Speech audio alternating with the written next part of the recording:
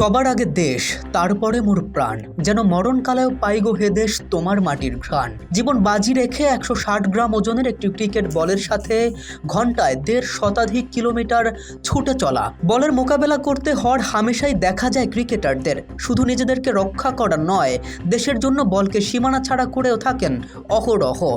Bat প্যাট তুলে রেখেছেন, তবে তুলে রাখতে পারেননি দেশপ্রেম। একই কাজ ভিন্নভাবে দেশের জন্য করে চলেছেন ক্রিকেটাররাও। কাজটার নাম লড়াই, দেশের জন্য লড়াই।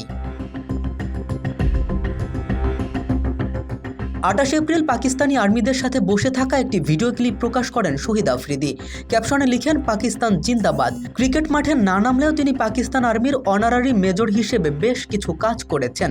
দেশের এই দুরবস্থায় তিনি সক্রিয় রয়েছেন। অন্যদিকে MS ধোনি ভারতীয় সেনাবাহিনীর প্যারা স্পেশাল ফোর্সে অনারারি লেফটেন্যান্ট কর্নেল পদে রয়েছেন।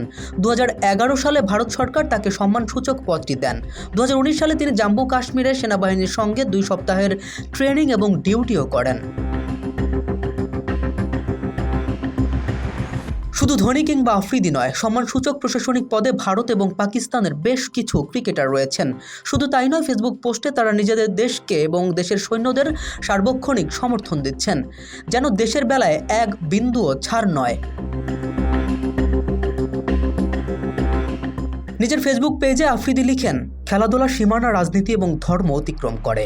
আক্রমণ পাল্টা আক্রমণে PSL এবং IPL স্থগিত করা হয়েছে।